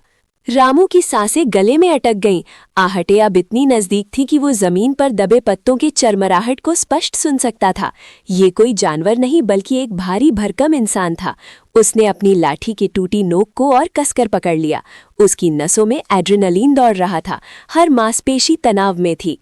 अंधेरे को चीरते हुए एक विशाल काय परछाई सामने आई। वो कालिया था, मालिक का सबसे क्रूर और बेरहम आदमी। उसके हाथों में लोहे का चमकता हुआ फरसा था और उसकी आंखें शिकारी की तरह जंगल के कोने कोने को स्कैन कर रही थी। निकल आओ रामू, कालिया की कर्कश आवाज ने शांति भंग की। तुम कहाँ तक भागोगे? जो चीज मालिक की है उसे मालिक को ही वापस सौंप दो। ये बच्चा तुम्हारा नहीं है। रामू की रगों में खून उबल गया। उसे अपने अपमान की चिंता नहीं थी, लेकिन उस बच्चे पर कालिया की गंदी नजर बर्दाश्त नहीं हुई। मेरा है या नहीं? रामू ने दृढ़ता से सोचा। ये फैसला अब मेरी लाठी करेगी। एक पालने वाले की मोहब्बत जन्म देने वाले के हक से बड़ी होती है। और इसी विचार के साथ रामू लड़ने के लिए तैयार हो गया। रामू उस घनी झाड़ी से बाहर निकला। एक हाथ में उसने उस मासूम को कसकर सीने से चिपका रखा था, मानो वो उसका कवच हो, और दूसरे हाथ में उसकी पुरानी लेकिन मजबूत लाठी हवा में तन गई थी। कालिया और उसके गुंडों की नजरें रामू पर जा टिकीं। कालिया ने जोरदार ठहाका लगाया। वाह रे पालतू कुत्ते, तू हमें चुनौती देगा? मैं पालतू नहीं, पिता हूँ। रामू का स्वर चट्टान सा कठोर था। और मेरे रहते तुम इस बच्चे को छू भी नहीं सकते। जन्म का अधिकार केवल खून का नहीं होता कालिया, वो त्याग और मोहब्बत से अर्जित किया जाता है। रामू की आंखों में मौत का डर नहीं, बल्कि एक असीम पितृत्व का तेज था। कालिया का धीरज जवाब दे गया। बहुत बकवास हो गई, छीन लो इससे, और ध्यान रहे बच्चे को चोट ना लगे। कालिया के दो बलिष्ठ गुंडे तुरंत रामू की ओर झपटे। रामू ने क्षण भर भी ना गवाया और पहली लाठी हवा चीरती हुई सीधे गुंडे के कंधे पर पड़ी। युद्ध शुरू हो चुका था। रामू ने एक हाथ से बच्चे को सीने से सटाए रखा और दूसरे हाथ में पकड़ी लाठी को चक्रव्यूह की तरह घुमाया। उसका हर वार सटीकता और पितृत्व की ऊर्जा से भरा था। पहला गुंडा, जिसकी लाठी टूट चुकी थी, रामू के पैरों पर प्रहार करने की कोशिश में था, पर रामू ने हवा में उछलकर उसे चकमा दिया। जब रामू पहले गुंडे पर हावी हो रहा था, तभी दूसरे बलिष्ठ व्यक्ति ने मौका देखकर एक भारी पत्थर उठाया और रामू के पिछले सिर पर वार कर दिया। धम की आवाज के साथ रामू का शरीर एक पल के लिए कांप गया। उसके माथे से खून की पतली धार बह निकली, लेकिन उसने ना तो लाठी छोड़ी ना बच्चे को। वो दर्द में लड़खड़ाया, पर कालिया की ओर देखकर गुर्राया। जब तक सांस है ये बच्चा में कालिया हंसा, एक क्रूर विजय भरी हंसी। तेरी सांस अब ज्यादा देर चलने वाली नहीं रामू। रामू के होठों से खून का एक घूंट निकला। उसकी आंखें धुंधला रही थीं, पर बच्चे की ओर देखने पर उसे नई ऊर्जा मिली। कालिया ने अपने दूसरे गुंडे को चिल्लाकर आदेश दिया, लाठी छीन और इसका सिर फोड़ दे, जल्दी। गुंडा झपट्टा मारने ही वाला था कि रामू ने अपनी छाती पर चिपके बच्चे को कसकर पकड़ लिया। वो जानता था कि अब शारीरिक जीत संभव नहीं है। अपने जीवन की अंतिम चेष्टा करते हुए उसने अपनी लड़खड़ाती टांगों में बची खुची जान फूंकी और कालिया के सामने ही पास के घने जंगल की ओर तेजी से दौड़ लगा दी। उसके पीछे गुंडों की गालियों और कालिया की दहाड़ की भयानक आवाज गूंज रही थी। रामू गिरता उठता पर बच्चे को सीने से सटाए आगे बढ़ता रहा। जंगल में घुसते ही उसने एक पुरानी खाई देखी। बिना कुछ सोचे उसने बच्चे को मजबूती से अपने कपड़ों के नीचे छिपाया और फिर खुद खाई में लुढ़क गया। एक तेज दर्द के साथ अंधेरे में गायब हो गया। कालिया और उसके साथी दहाड़ते हुए खाई के किनारे आ पहुंचे। कालिया ने क्रोध से फुफकारते हुए खाई के गहरे रहस्यमय अंधेरे में झांका। वो साला बच नहीं सकता, उसने दहाड़ा। उसके गुंडों ने मशालें जलाईं, जिनकी पीली रोशनी नीचे पत्थरों के नुकीले ढेर पर पड़ रही थी। कालिया आश्वस्त था कि इतनी ऊंचाई से गिरकर रामू या तो मर चुका होगा या बुरी तरह घायल। जल्दी नीचे उतरो, लाश वहीं पड़ी होगी। मुझे बच्चा चाहिए, किसी भी कीमत पर, कालिया ने आदेश दिया। उधर खाई की तलहटी में रामू का शरीर भयंकर दर्द से ऐंठ रहा था। उसकी टांग और कंधे से गर्म लहू बह रहा था, पर बच्चे को सीने से चिपकाए उसने एक भी आह नहीं भरी। ऊपर गुंडों की हलचल सुनकर उसने कराहना दबाया और पत्थरों के बीच बनी एक संकरी दरार में रेंगना शुरू किया। वो जानता था अगर वे उसे पकड़ लेते तो इस बच्चे को कोई नहीं बचा पाएगा। उसे बस सुबह होने तक खुद को और बच्चे को छुपाना था। कालिया के 2 गुर्गे मशाले लेकर नीचे उतर चुके थे। उनकी तेज टॉर्च की रोशनी पत्थरों पर नाच रही थी, हर कोने को टटोलती हुई। रामू जिस संकरी दरार में घुसा था वो इतनी छोटी थी कि उसे लगा कि अब वो शायद दर्द से चीख पड़ेगा। उसके कान गुंडों की बातचीत पर लगे थे। यहाँ तो खून ही खून है, लगता है कालिया ठीक कह रहा था, काम तमाम हो चुका है, एक ने कहा। लाश कहाँ है और बच्चा? दूसरे ने पलटकर पूछा। रामू ने अपनी चोट की परवाह किए बिना बच्चे को और कसकर सीने से लगाया। बच्चा थोड़ी देर पहले शांत था, पर अब भूखे होने के कारण दबी हुई आवाज में कुनमुना रहा था। रामू को डर था कि ये छोटी सी आवाज भी उसकी और बच्चे की जान ले लेगी। उसने धीरे से अपने खून से सने हाथ से बच्चे का मुंह ढका और फुसफुसाया, बस थोड़ा सब्र मेरे लाल, बस थोड़ा सब्र। उसके लिए अब ये बच्चा सिर्फ एक जिम्मेदारी नहीं बल्कि दुनिया की सबसे अनमोल धरोहर बन चुका था, जिसे बचाने के लिए वो आखिरी सांस तक लड़ता रहेगा। यहाँ इस टूटी दीवार के पीछे, आवाज दोबारा गूंजी और इस बार वो इतनी नजदीक थी कि रामू को अपने दिल की धड़कन ढोल की तरह बजती सुनाई दी। उसे लगा जैसे उसकी तेज सांसें भी उस आदमी तक पहुंच जाएंगी। रामू ने महसूस किया कि उस भयानक आदमी के जूते की खड़खड़ाहट उसके ठीक बगल से गुजरी है। डर से उसका शरीर सुन्न पड़ गया, पर उसने बच्चे पर अपनी पकड़ और मजबूत कर ली। बच्चे ने हल्की सी बेचैनी दिखाई, पर शायद रामू के कांपते शरीर के स्पर्श ने उसे शांत कर दिया। छोड़ो इसे, वो बूढ़ा कहाँ तक भाग सकता है, दूसरे आदमी ने खींच कर कहा, जिसकी आवाज अब दूर जाने लगी थी। वो बच्चा अपने बाप के पास ही रहेगा। सांस थामे रामू ने राहत की एक गहरी सांस छोड़ी। उसका माथा पसीने से भीग चुका था। वो जानता था कि खतरा टला नहीं है, बस कुछ देर के लिए रुका है। उसे जल्द से जल्द इस जगह से निकलना होगा, पर किस तरफ और कैसे इस भूखे बच्चे को शांत करे जो अब उसकी गोद में कांप रहा था। सच्चा पिता कौन है ये साबित करने के लिए अब सिर्फ वक्त ही बाकी था। रामू ने कांपते हुए बच्चे को और कसकर अपनी छाती से लगा लिया। शांत हो जा मेरे लाल, उसने फुसफुसाते हुए कहा। खतरा किसी भी पल लौट सकता था। उसने अपनी धोती के कोने में छिपाकर रखा हुआ कल रात का सूखा रोटी का एक छोटा टुकड़ा निकाला। उसने धीरे से वो टुकड़ा बच्चे के होठों से छुआया। भूख तुरंत डर पर हावी हो गई और बच्चा चुपचाप चबाने लगा। रामू के मन में युद्ध चल रहा था। अगर वो गांव की ओर गया तो उन आदमियों को पकड़ने में देर नहीं लगेगी। उसने चारों ओर देखा। अब एक ही रास्ता बचा था, घनी झाड़ियों से होता हुआ सीधा ऊपर पहाड़ी की ओर जाने वाला खतरनाक पगडंडी। वो रास्ता पत्थरों और जंगली जानवरों से भरा था, पर शायद यही उनकी अंतिम उम्मीद थी। अपने बेटे को बचाना उसके जीवन का एकमात्र ध्येय था। रामू ने बच्चे को मजबूती से बांधा और अपने डगमगाते पैरों को पहाड़ की ओर मोड़ दिया। उन्हें रात होने से पहले काफी ऊंचाई तक पहुंचना था। चढ़ाई बेहद कठिन थी। पत्थरों का ये खतरनाक जाल रामू के डगमगाते विश्वास को और कमजोर कर रहा था। उसके कंधे पर बंधे बच्चे का वजन अब 1 टन जैसा महसूस हो रहा था और हर सांस फेफड़ों को चीर रही थी। जंगली हवा में रात की ठंडक घुलने लगी थी। अंधेरा घिरने से ठीक पहले रामू ने हिम्मत करके नीचे घाटी में देखा। दूर उन पेड़ों के बीच जहां से उन्होंने भागना शुरू किया था, उसे मशालों की कुछ हल्की रोशनी दिखाई दी। वे लोग अब भी उनका पीछा कर रहे थे। रामू समझ गया कि अब उनके पास छिपने के लिए अधिक समय नहीं है। उसने अपने थके हुए शरीर को झकझोरा। अब केवल कुछ मीटर ऊपर पत्थरों के बीच एक छोटी सी गुफा थी। अगर वो उस तक पहुंच गया तो शायद वे रात भर के लिए सुरक्षित हो जाएंगे।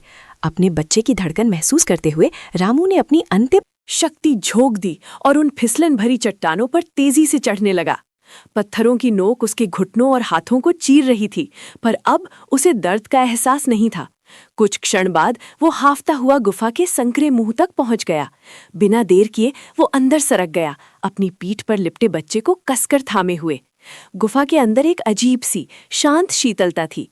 रामू ने सावधानी से बच्चे को नीचे रखा, उसे अपनी फटी हुई शॉल से ढंका। मशालों की धुंधली रोशनी अब घाटी के ऊपरी किनारों तक पहुंचती हुई महसूस हो रही थी। वे लोग बहुत नजदीक थे। रामू ने जल्दी से गुफा के प्रवेश द्वार को कुछ टूटी हुई टहनियों और ढीले पत्थरों से ढक दिया, जिससे वो बाहर से लगभग अदृश्य हो गया। एक गहरा भयानक सन्नाटा छा गया। वो दीवार से सटकर बैठ गया। उसकी सांसें तेज चल रही थीं। उसे बस उम्मीद थी कि उनके पीछे आए लोग बिना उन्हें देखे आगे निकल जाएंगे। उसने बच्चे के छोटे से माथे को चूमा और रात के बीतने का इंतजार करने लगा। अचानक ऊपर से आती हुई सूखी पत्तियों के कुचलने की आवाज ने सन्नाटे को चीर दिया। रामू का दिल जोर से धड़कने लगा, इतना तेज कि उसे लगा कि शिकारी भी उसे सुन लेंगे। घोड़े के खुरों की हल्की सी आवाज गुफा के ऊपर घाटी के फर्श पर गूंज रही थी। फिर कुछ दबी हुई कर्कश आवाजें सुनाई दी। रामू ने पहचान लिया, वे लोग रत्ना का नाम ले रहे थे, बच्चे की माँ का। वो तुरंत बच्चे को कसकर अपनी बाहों में भींच लिया। बच्चा नींद में ही एक छोटी सी आह भरकर चुप हो गया। एक पल ऐसा आया जब आवाजें ठीक गुफा के सामने आकर थम गई। रामू ने महसूस किया कि बाहर कोई व्यक्ति रुका हुआ है, शायद वो जमीन को टटोल रहा है। उसकी मुट्ठी भींची हुई थी और वो मन ही मन प्रार्थना कर रहा था। तभी एक ऊंची आवाज आई, यहाँ कुछ नहीं है, बेकार समय नष्ट कर रहे हो, चलो आगे बढ़ते हैं। खुरों की आवाज और बातचीत धीरे धीरे दूर होने लगी। रामू ने राहत की सांस ली, पर वो जानता था कि खतरा अभी टला नहीं है, रात अभी बाकी थी। रामू ने कुछ देर इंतजार किया, जब तक कि बाहर की हर हलचल पूरी तरह से शांत ना हो गई। उसने धीरे से बच्चे को अपनी गोद से लिटाया। गुफा के मुहाने तक आती चांद की फीकी रोशनी से रामू बच्चे का चेहरा देख पाया। थकान और भय के कारण बच्चे का चेहरा पीला पड़ गया था, पर उसके होठों पर अब एक गहरी शांत नींद की छाया थी। रामू के मन में एक अजीब सी ममता उमड़ आई। वो उसका असली पिता नहीं था, पर इस क्षण उस मासूम जान की रक्षा ही उसका एकमात्र धर्म था। उसने अपनी पुरानी मोटी शॉल निकाली और उसे सावधानी से बच्चे पर उड़ा दिया। गुफा के भीतर की ठंड अब रामू को ज्यादा महसूस होने लगी थी। सुबह होने से पहले हमें यहाँ से निकलना होगा, रामू ने खुद से फुसफुसाया। वे लोग जरूर लौट कर आएंगे। उसे अंदाजा था कि पीछा करने वाले शिकारी होंगे और वे आसानी से हार नहीं मानेंगे। रामू ने कमर में बंधी मशाल को टटोला और पत्थरों पर धीरे से अपनी पीठ टिका दी। अब इंतजार था भोर की पहली किरण का। रात गहरी होती जा रही थी, ठंड हड्डियों तक जम रही थी, पर रामू की आंखें एक पल के लिए भी नहीं झपकी। उसने बच्चे को अपनी छाती से और कसकर चिपका लिया, अपनी देह की गर्माहट उसे देने की कोशिश की। छोटे बच्चे की धीमी सांसें जो उसकी गर्दन के पास महसूस हो रही थी, रामू के लिए जीवन का संगीत थीं। बाहर घना अंधेरा और सन्नाटा था, लेकिन ये सन्नाटा डरावना था, खतरे से भरा हुआ। रामू के कान गुफा के मुहाने पर लगी हर छोटी आहट को भांप रहे थे। दूर कहीं पत्थरों पर किसी जानवर के खुर की हल्की सी आवाज आई और रामू तुरंत सतर्क हो गया। शिकारी कभी दूर नहीं जाते, वे बस इंतजार करते हैं। रामू ने महसूस किया कि बच्चे को बचाने की ये जिम्मेदारी उसे किसी भी रिश्ते से बड़ी लगती थी। वो उसका असली पिता न होते हुए भी उस बच्चे के लिए अपना सब कुछ दांव पर लगा चुका था। तभी पूरब की दिशा में क्षितिज हल्का गुलाबी होने लगा। भोर की पहली आहट, अब भागने का समय आ गया था। उसे गुफा छोड़नी होगी, लेकिन किस दिशा में? रामू ने तुरंत निर्णय लिया। पूरब की ओर का साफ रास्ता सबसे स्पष्ट विकल्प था, लेकिन वो जानता था कि शिकारी भी यही अपेक्षा करेंगे। उसने बच्चे को अपनी पीठ पर कसकर बांधा और मुंह पर एक कपड़ा लपेटा, ताकि उसकी सांस की आवाज भी सुनाई न दे। उसने गुफा के मुहाने से विपरीत दिशा, पश्चिम की ओर देखा। उस दिशा में एक दुर्गम कांटों और पत्थरों से भरी संकरी पगडंडी जाती थी, जिसे शायद ही कोई इस्तेमाल करता हो। खतरा दोनों जगह है, लेकिन यहाँ जोखिम कम है, उसने सोचा। जैसे ही उसने पहला कदम बढ़ाया, हवा में जलती हुई लकड़ी और बासी मांस की हल्की खट्टी सी महक आई। शिकारी क्या ज्यादा दूर नहीं था। रामू ने अपना सिर झुकाया और उस पथरीली पगडंडी पर तेजी से चल पड़ा। हर आहट पर रुकता और फिर दोगुने वेग से आगे बढ़ता। उसने बच्चे को सहलाया, जिसका छोटा शरीर उसकी पीठ पर सुरक्षित था। रामू के लिए बच्चे की सुरक्षा ही उसका एकमात्र धर्म था। अब उन्हें उस अनजाने रास्ते पर खुद को पूरी तरह से खो देना था। रामू करीब 15 मिनट तक उसी अटूट वेग से भागता रहा, जब तक कि उसके फेफड़े हवा के लिए जलने नहीं लगे। पगडंडी अब अचानक ऊपर की ओर मुड़ गई थी, जिससे चढ़ाई मुश्किल हो गई। उसकी मांसपेशियां चिल्ला रही थी, लेकिन उसने अपनी गति धीमी नहीं होने दी। तभी जंगल की भयावह चुप्पी हो चीरती हुई पीछे से कुत्तों के भौंकने की एक दूर की कर्कश आवाज आई। शिकारी अब पीछा शुरू कर चुके थे। रामू के माथे पर चिंता की गहरी लकीरें खिंच गईं। उसने डर को अपने ऊपर हावी नहीं होने दिया। उसने बच्चे को अपने हाथों से कसकर थाम लिया और फुसफुसाया, हम सुरक्षित रहेंगे मेरे चांद, बस थोड़ी और देर। उसे याद आया कि वो ये सब क्यों कर रहा था। ये बच्चा, जिसे उसने वर्षों पहले अनाथ आश्रम की दहलीज से उठाया था, उसका अपना नहीं था। परंतु रामू के हृदय में वही स्थान रखता था जो एक सच्चा पिता दे सकता है। रामू ने चट्टानों के बीच एक संकरा रास्ता देखा। ये जोखिम भरा था, लेकिन शायद यही रास्ता उन्हें शिकारी और उनके कुत्तों की पहुंच से दूर ले जा सकता था। उसने बिना हिचके उस छिपी हुई दरार की ओर छलांग लगा दी। छलांग लगाते ही रामू और बच्चा पत्थरों के एक ठंडे फिसलन भरे तल पर धड़ाम से गिरे। रामू ने तुरंत बच्चे को अपने सीने से लगा लिया ताकि गिरने की चोट उसे ना लगे। दरार बहुत संकरी थी, मुश्किल से दोनों समा पा रहे थे, पर ऊपर से आती रोशनी लगभग गायब थी। अब चारों ओर गहरा अंधेरा था और हवा में नमी की तेज गंध थी। बाहर शिकारी के कुत्ते भौंक रहे थे। उनकी आवाजें अब बहुत करीब थीं, लगभग दरार के मुहाने पर आकर वे सूंघने लगे थे। रामू जानता था कि अब उन्हें बिल्कुल चुप रहना होगा। एक भी आवाज, एक भी आहट उनकी जान ले सकती थी।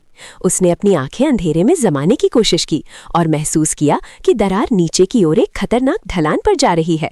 बस थोड़ी सी हिम्मत मेरे शेर, रामू ने बच्चे के कान में फूंका। उसने हिम्मत जुटाई और रेंगते हुए उस काली ढलान पर उतरना शुरू किया। उसका एकमात्र लक्ष्य था बच्चे को सुरक्षित स्थान तक पहुंचाना, ये जानते हुए कि सच्चा पिता अपने बच्चे के लिए कोई भी कीमत चुकाता है। ढलान चिकनी थी और नुकीले पत्थरों से भरी। रामू के घुटने और कोहनियां तेजी से छिल रहे थे, पर इस भीषण दर्द को महसूस करने का अवकाश उसके पास नहीं था। बच्चा उसकी छाती से मजबूती से चिपका हुआ था। उसकी सांसें रामू की धड़कनों के साथ तालमेल बिठा रही थी। हर इंच नीचे उतरने में सालों का समय लग रहा था। अचानक ऊपर से, ठीक उनके सिर के ऊपर, एक भारी गड़गड़ाहट सुनाई दी। जानवर अब केवल सूंघ नहीं रहे थे, वे दरार के मुहाने पर खोद रहे थे। धूल और पत्थरों की छोटी बौछार रामू के ऊपर गिरी। मौत अब केवल कुछ ही पलों की दूरी पर थी। हमें भागना होगा। रामू ने हिम्मत जुटाकर अपनी गति बढ़ाई। उसने महसूस किया कि ढलान के अंत में बहुत नीचे एक छोटी सी जगह है, जहां से शायद वे अंधेरे जंगल में निकल सकते हैं। उसी पल उसका दायां पैर एक ढीले पत्थर पर पड़ा और रामू का संतुलन पूरी तरह डगमगा गया।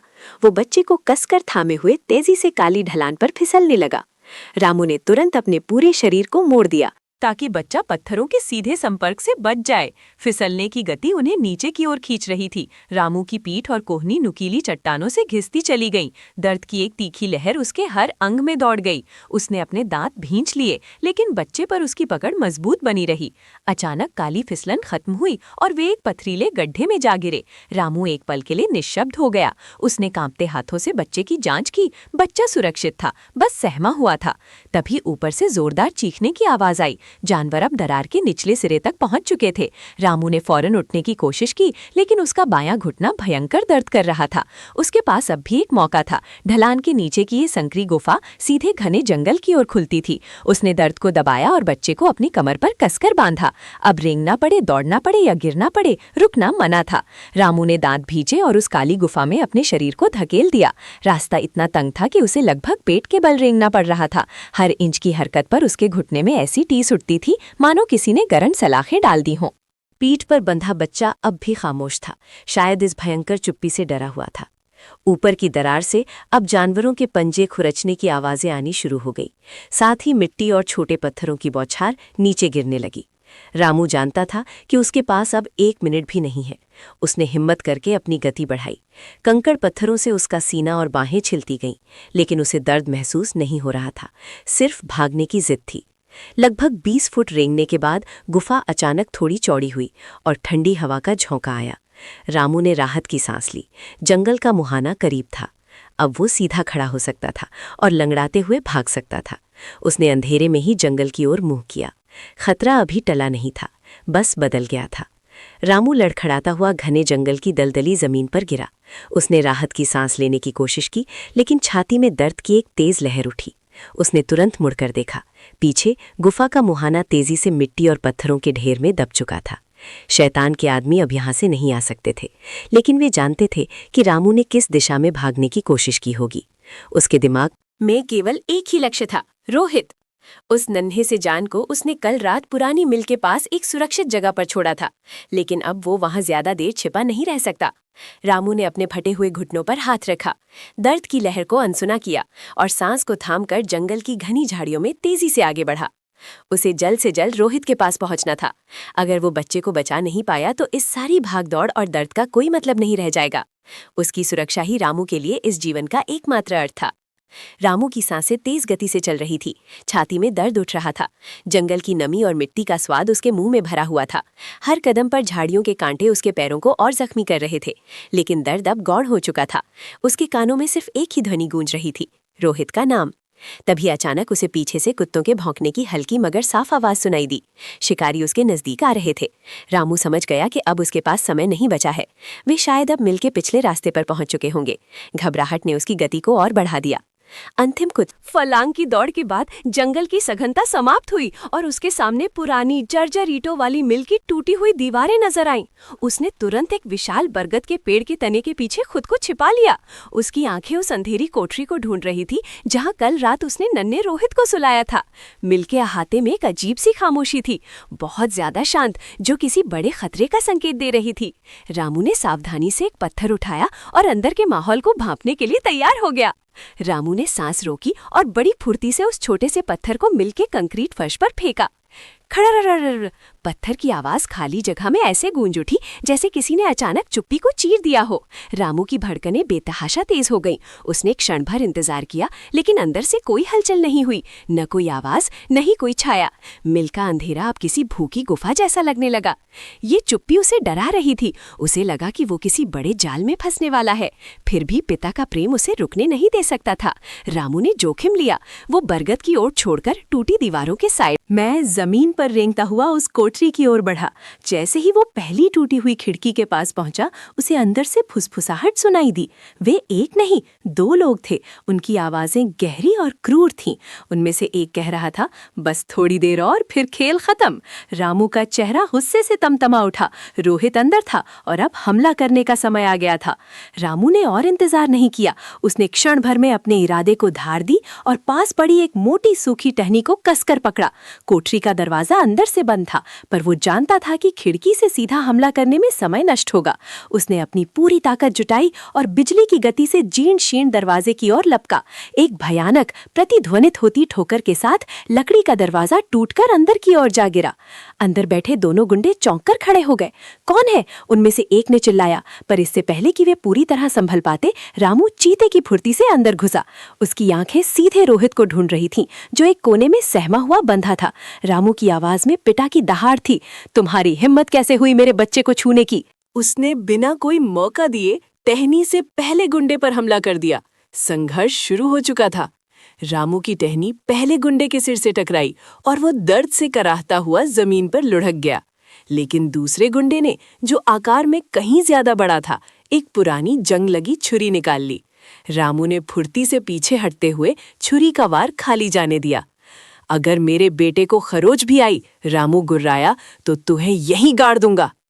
ये केवल रामू नहीं था जो लड़ रहा था, ये पिता का अटूट प्रेम था जिसने उसे अलौकिक शक्ति दी थी। उसने छुरी वाले गुंडे की कलाई पकड़कर उसे झटके से मोड़ दिया। छुरी जमीन पर गिरी। रामू ने बिना रुके उसे एक जोरदार लात मारी और वो भी अपने साथी के पास जा गिरा। रामू ने एक क्षण भी बर्बाद न किया। वो तुरंत रोहित की ओर भागा, जिसके चेहरे पर आंसू और राहत दोनों झलक रहे थे। रामू ने जल्दी से रस्सी खोली और अपने बेटे को कसकर सीने से लगा लिया। डर मत बेटा, तेरा बाप आ गया है। उस अंधेरे कमरे में रामू की दहाड़ अब प्यार की कानाभूसी बन चुकी थी।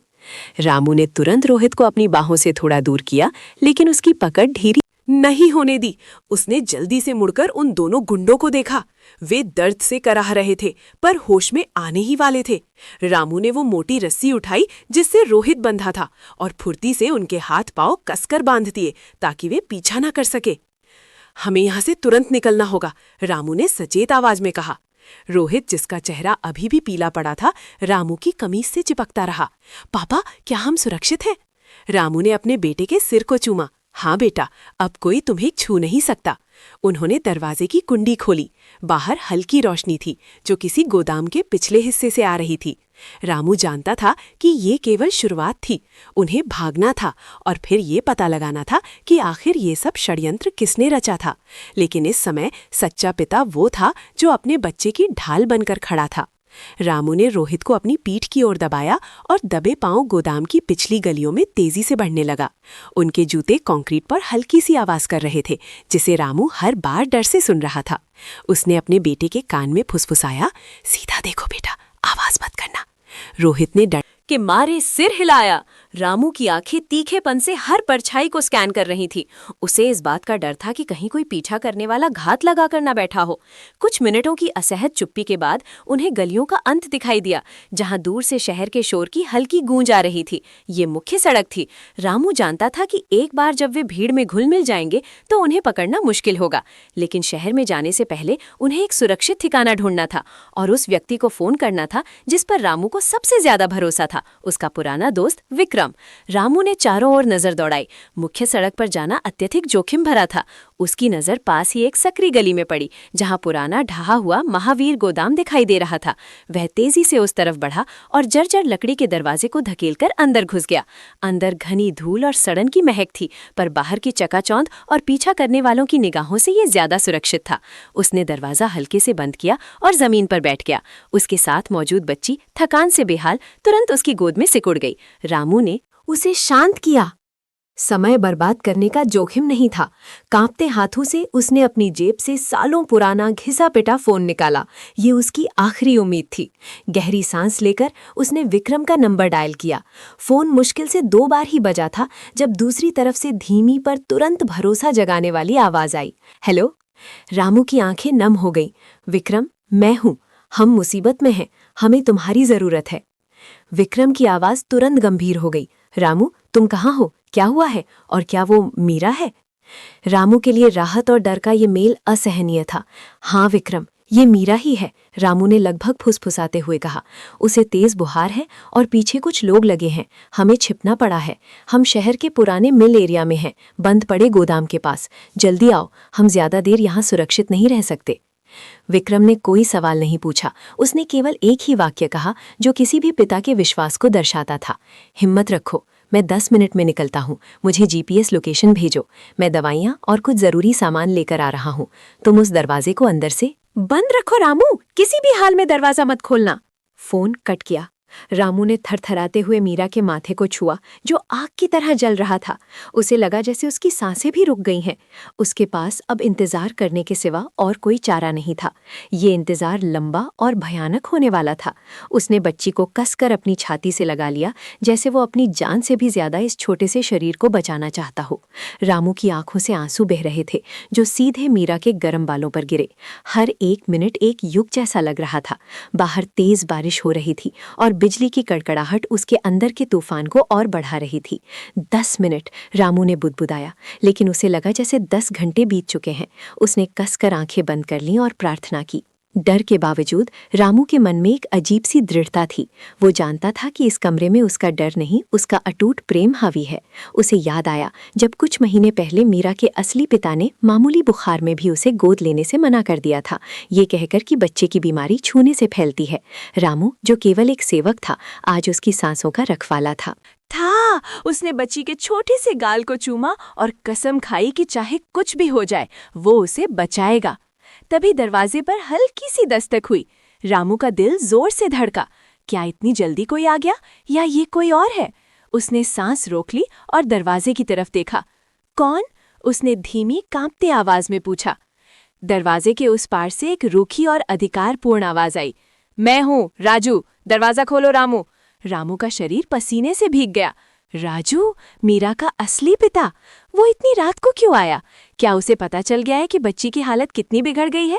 रामू ने बच्ची को कसकर अपनी छाती से लगा लिया, जैसे वो उसे दुनिया की हर बुराई से बचाना चाहता हो। बाहर राजू अधीर हो रहा था। उसने दरवाजा जोर से पीटा। मैंने तुमसे कहा दरवाजा खोलो, मुझे देखना है कि अंदर क्या चल रहा है। तुम सेवक हो, अपनी हद में रहो। रामू की आंखों में अब डर नहीं बल्कि जिद थी। ये बच्ची उसकी जिम्मेदारी थी। वो दरवाजे से हटकर खड़ा हो गया और दृढ़ता से बोला, मैं दरवाजा नहीं खोलूंगा मालिक। जब आपने मीरा को प्यार से छूना जरूरी नहीं समझा, तो अब इस संकट की घड़ी में आप यहाँ खड़े रहने का भी कोई हक नहीं है। मैं डॉक्टर को फोन कर चुका हूँ और केवल वही अंदर आएगा। राजू चिल्लाया, तुम्हारी हिम्मत कैसे हुई? ये मेरी बेटी है। बेटी आपकी जरूर है, रामू ने पलटकर जवाब दिया, लेकिन पिता वो होता है जो मुश्किल में ढाल बनता है, खून का रिश्ता नहीं। और इसी पल उसने दरवाजे की कुंडी पर हाथ रखा, उसे भीतर से और मजबूती से बंद कर दिया। बाहर राजू का क्रोध बढ़ता जा रहा था। बाहर राजू पागलपन की हद तक पहुंच गया था। उसने दरवाजे को कंधों से धकेलना शुरू कर दिया। लकड़ी की पुरानी चौखटें चरमराने लगीं। खोल ये दरवाजा रामू, तू अपनी औकात भूल गया है, तुझे इसकी बहुत भारी कीमत चुकानी पड़ेगी। राजू चिल्लाया। उसकी आवाज में अधिकार और अपमान का जहर भरा था। भीतर रामू ने उस खूनी शोर को नजरअंदाज किया। वो जानता था कि डॉक्टर के आने तक उसे अडिग रहना है। उसने मीरा के सिरहाने बैठकर उसके माथे पर ठंडी पट्टी बदली। डरना नहीं बिटिया, रामू ने फुसफुसाया, डॉक्टर बस आते ही होंगे। उसकी आंखें स्थिर थीं। उसके चेहरे पर अब डर नहीं बल्कि एक अजीब सी दृढ़ता थी। तभी गेट के बाहर एक कार के रुकने, दरवाजे बंद होने की आवाज आई। डॉक्टर आ गए थे। रामू ने तुरंत आवाज दी, डॉक्टर साहब, मैं दरवाजा खोल रहा हूँ, कृपा करके सीधे अंदर आ जाइए। उसने फुर्ती से जाकर कुंडी थोड़ी ढीली की, लेकिन दरवाजा खोलने से पहले वो एक क्षण के लिए रुका और गहरी सांस ली। वो जानता था कि ये उस टकराव का दूसरा दौर शुरू होने वाला है। रामू ने किवाड़ पूरी तरह खोल दिया। सामने डॉक्टर और उनके साथ खड़े एक सूट पहने व्यक्ति को देखकर उसका शक यकीन में बदल गया। ये विकास था। डॉक्टर ने अंदर आते ही बैग जमीन पर रखा, लेकिन विकास ने एक पल की भी देर न की। तुम यहाँ क्यों हो रामू? विकास ने तुरंत वार किया। उसकी आवाज में अधिकार और घृणा दोनों थी। मैंने तुम्हें पैसे भेजे थे कि तुम दूर रहो, मुझे मेरी बेटी से अकेले बात करनी है। रामू ने दरवाजे के फ्रेम में खड़े होकर रास्ता रोक लिया। डॉक्टर साहब, आप अंदर आइए, उसने डॉक्टर से कहा। फिर विकास की तरफ मुड़कर बोला, ये मेरी बेटी है और जब तक ये ठीक नहीं हो जाती मैं इसकी चौखट नहीं छोड़ूंगा। रामू की आंखों की दृढ़ता विकास के अहंकार को सीधी चुनौती दे रही थी। विकास का चेहरा गुस्से से लाल हो गया। विकास ने व्यंग्य से हंसते हुए जेब से तुरंत अपनी महंगी लेदर की चेकबुक निकाली। तुम्हारी है? उसने गुर्रा कर कहा। तुम भूल गए कि तुम नौकर हो। मैंने तुम्हें पाला है, मैंने तुम्हें यहाँ रहने दिया। अब ये लो दुगनी रकम, ये चेक साइन करो और अभी निकलो। उसने चेक रामू के सीने पर फेंक दिया। रामू ने न तो चेक की तरफ देखा, न ही अपनी जगह से हिला। उसकी आंखें स्थिर थीं। डॉक्टर साहब, इन्हें बताइए, रामू ने कहा, कि मेरी बेटी की तबीयत खराब है। इस चौखट पर इंसानियत की जरूरत है, दौलत की नहीं। आपने मुझे बस पालने के लिए पैसे दिए थे साहब, प्यार देने के लिए नहीं। अचानक डॉक्टर माथुर ने कठोरता से बीच पे टोक दिया। बस, ये कोई बाजार नहीं है, आप दोनों शांत हो जाइए, मेरी मरीज अंदर इंतजार कर रही है। उनकी आवाज में छिपी चेतावनी ने माहौल को क्षण भर के लिए शांत कर दिया। विकास को पीछे हटना पड़ा, लेकिन उसकी आंखों की ज्वाला रामू को जला देने के लिए काफी थी। डॉक्टर माथुर दरवाजे से अंदर चले गए। डॉक्टर के जाते ही गलियारे में एक भारी सन्नाटा छा गया, जिसे केवल विकास की तेज सांसों और रामू की धीमी धड़कनों ने 12। विकास ने अपनी महंगी घड़ी देखी और फिर रामू को घूरने लगा। उस प्रतीक्षा ने उनके बीच तनाव की एक नई दीवार खड़ी कर दी थी। विकास ने फुसफुसाते हुए कहा, तुम सोचते हो कि तुम्हारी भावनाएं मेरी दौलत से बड़ी हैं? ये मूर्खता है। मैं एक आखिरी बार कहता हूँ रामू, तुम मुझे बच्ची सौंप दो, मैं उसे विदेश ले जाऊंगा, बेहतरीन इलाज दूंगा। तुम यहाँ रहकर उसके लिए दुआ करो। यही तुम्हारी पिताई का सबसे बड़ा सबूत होगा, उसकी खुशी के लिए कुर्बानी। रामू ने ठंडे स्वर में उत्तर दिया, साहिब, खुशी दौलत से नहीं खरीदी जाती, और कुर्बानी एक पिता अपनी बेटी को नहीं छोड़ता। अब फैसला डॉक्टर माथुर करेंगे और भगवान करेंगे कि सच्चा पिता कौन है। मेरा हाथ उसकी चौखट पर तब तक रहेगा जब तक वो ठीक नहीं हो जाती। उनकी बात खत्म भी नहीं हुई थी कि अंदर से डॉक्टर माथुर ने दरवाजा खोला। उनके चेहरे पर गंभीरता थी। दोनों की निगाहें डर और उम्मीद से उन पर टिक गईं। डॉक्टर माथुर ने गहरी सांस ली और दोनों की ओर देखा। आप दोनों यहाँ खड़े हैं, अपनी अपनी जगह सही हैं। बच्ची अब खतरे से बाहर है, आप दोनों की दुआएं काम आई। प्रेमनाथ के चेहरे पर पहली बार संतुष्टि दिखी, जबकि रामू के हाथ खुद ब खुद जुड़ गए। डॉक्टर आगे बोले, लेकिन सच कहूं तो इस तनावपूर्ण रात ने मुझे सिखाया है कि पिता होना सिर्फ खून या बैंक बैलेंस पर निर्भर नहीं करता। उन्होंने रामू की ओर इशारा किया। मैंने आपको देखा, रात भर बिना पलक झपकाए फर्श पर बैठे हुए, केवल उसके लिए प्रार्थना करते हुए। आपकी निष्ठा वो अनमोल है। फिर उन्होंने प्रेमनाथ से कहा, और आपकी चिंता, आपकी व्यवस्था भी उतनी ही जरूरी थी। सच्चा पिता वो नहीं जिसके पास सबसे ज्यादा अधिकार हैं, बल्कि वो है जो बिना किसी शर्त के बच्चे के लिए खड़ा रहे, चाहे वो उसका जीवन देने वाला हो या जीवन संवारने वाला। उन्होंने दरवाजा पूरी तरह खोल दिया। आप दोनों अपनी बेटी से मिल सकते हैं। रामू और प्रेमनाथ ने एक दूसरे को देखा। वो क्षण प्रतिस्पर्धा का नहीं, बल्कि गहन समझ और स्वीकृति का था। प्रेमनाथ ने धीरे से सिर झुकाया, रामू को पहले अंदर जाने का इशारा किया। रामू की आंखें खुशी और कृतज्ञता से नम थी। वो कांपते हुए कदमों से दरवाजे से अंदर झांका। बिस्तर पर लेटी हुई छोटी गुड़िया ने रामू को देखा और उसके सूखे होठों पर एक फीकी सी मुस्कान आई। बाबूजी आ गए, उसने फुसफुसाया। रामू ने तुरंत उसका माथा छुआ। उसकी आंखें बंद हो गईं, सारी चिंता अचानक दूर हो गई। पीछे खड़े प्रेमनाथ ने जब ये दृश्य देखा तो उनका अहंकार पूरी तरह पिघल गया। उन्हें एहसास हुआ कि सच्चा रिश्ता कागज के टुकड़ों या खून की पहचान से नहीं बनता। उन्होंने दूरी बनाए रखी, अपनी बेटी को उसके जीवन संवारने वाले पिता के साथ थोड़ा समय दिया। आज उन्हें पता चला कि पिता होने का अर्थ केवल जन्म देना नहीं, बल्कि निस्वार्थ प्रेम और समर्पण की नींव रखना है। दोनों पिता एक ही बच्चे के जीवन में अलग अलग पर जरूरी भूमिका निभा रहे थे। लड़की अब शांत थी। उसके जीवन संवारने वाले पिता ने धीरे से उसे गोद से उतारा। जब वो खड़ा हुआ तो उसकी निगाहें दूर खड़े प्रेमनाथ पर पड़ी। दोनों की आंखें मिली। उस नज़र में कोई प्रतिस्पर्धा नहीं थी, केवल गहरी समझदारी थी। प्रेमनाथ ने सिर झुकाकर एक मौन स्वीकृति दी, जैसे कह रहे हो, आज मैंने सीखा, आपने जो किया वो अनमोल है। दूसरे पिता ने भी हल्के से मुस्कुराते हुए जवाब दिया।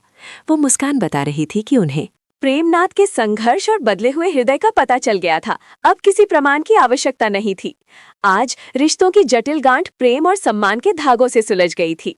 भविष्य में चाहे कुछ भी हो, ये स्पष्ट था कि बेटी को अब दो मजबूत, अलग अलग मगर प्यार करने वाले पिताओं का सहारा मिलने वाला था, जिनका एकमात्र उद्देश्य उसकी खुशी और सुरक्षित भविष्य था।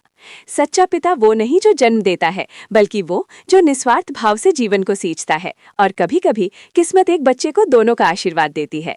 अब घर की चौखट पर शांति और उल्लास ने कदम रखा था। जहां पहले संशय और तनाव था, वहां अब सिर्फ बेटी की खिलखिलाहट गूंजती थी, जो दोनों पिताओं के बीच बेझिझक दौड़ रही थी। अगले दिन शाम को दोनों पिताओं ने बैठकर बेटी के स्कूल और भविष्य की योजनाओं पर पहली औपचारिक चर्चा की। ये दृश्य अभूतपूर्व था। दो विरोधी नहीं, बल्कि एक ही लक्ष्य के लिए काम करने वाले दो संरक्षक। उन्होंने तय किया कि जीवन के महत्वपूर्ण फैसलों में वे हमेशा एक दूसरे से सलाह लेंगे। प्रेमनाथ ने महसूस किया कि सच्चा सुख त्याग में है, और उसने अपनी संपत्ति का एक हिस्सा बेटी के नाम करने का प्रस्ताव रखा। दूसरे पिता ने इस सहयोग को आभार के साथ स्वीकार किया, क्योंकि ये धन नहीं, बल्कि प्रेमनाथ का परिवर्तित हृदय था जो मायने रखता था। बेटी को अब दो मजबूत हाथ मिले थे जो उसे कभी गिरने नहीं देंगे। उन्हें अब ये चिंता नहीं थी कि सच्चा पिता कौन है। वे जानते थे कि अब वो केवल उनकी बेटी है, जिसे दोनों का अटूट प्यार प्राप्त है। अब उनका जीवन एक संयुक्त परिवार की मिसाल बन गया था। जल्द ही बेटी की शादी की तिथि तय हुई और पहली बार दोनों पिताओं ने कंधे से कंधा मिलाकर जिम्मेदारियां निभाईं। प्रेमनाथ ने अपनी संपत्ति और सामाजिक प्रभाव का उपयोग किया, जिससे बेटी को एक भव्य और सम्मानजनक विदाई मिल सके। वहीं दूसरे पिता ने अपनी वर्षों की संचित ममता और साधारण जीवन के मूल्यों को बेटी के भीतर और मजबूती से स्थापित किया। विवाह के मंडप में जब बेटी ने दोनों पिताओं के चरणों को छूकर आशीर्वाद लिया, तो हर उपस्थित व्यक्ति ने इस अद्भुत प्रेम को महसूस किया।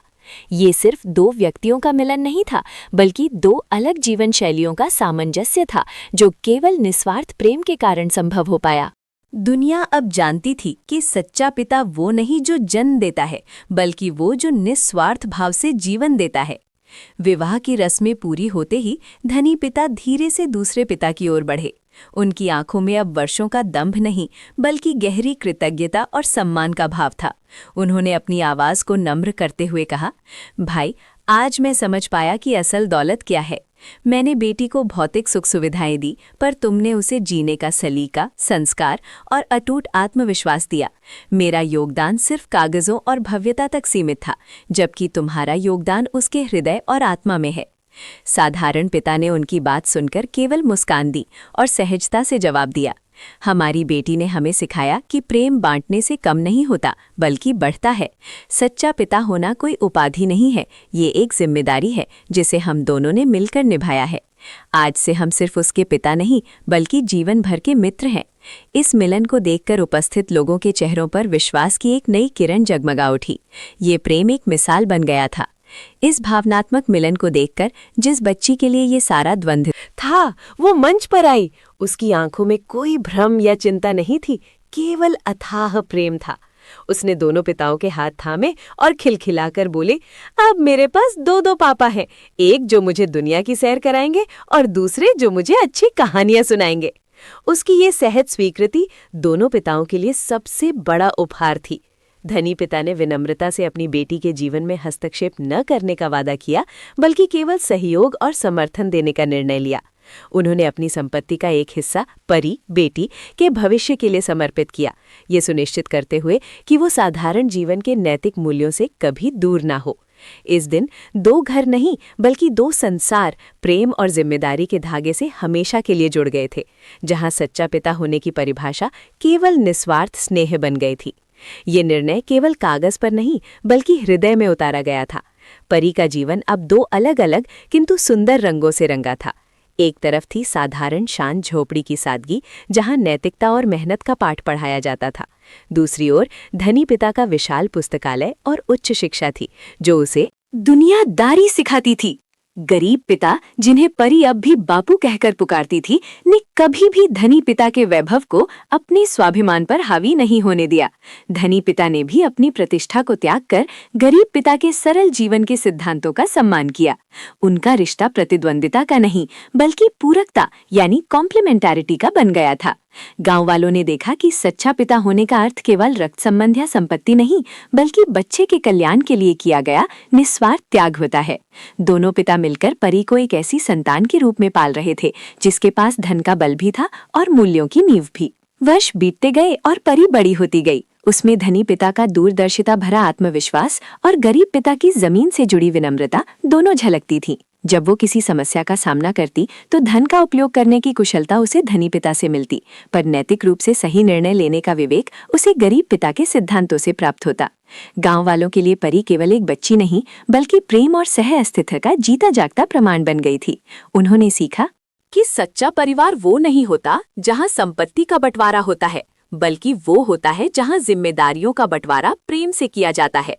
सबसे बड़ा सबक ये था कि सच्ची पितृत्व की डोर तो विश्वास, सम्मान और बच्चे के उज्जवल भविष्य की साझा चाहत से बुनी जाती है। परी के लिए उसके पास दो पिता नहीं थे, बल्कि एक ऐसा पूर्ण संसार था जिसने उसे कभी किसी चीज की कमी महसूस नहीं होने दी, न दौलत की, न संस्कारों की। ये कहानी पीढ़ियों तक ये बताती रही कि हृदय का बंधन रक्त के बंधन से कहीं अधिक मजबूत होता है। गांव के लोग, जो पहले इस अनोखे रिश्ते को लेकर कानाफूसी करते थे, धीरे धीरे इन दोनों पिताओं की निस्वार्थ भावना के आगे नतमस्तक हो गए।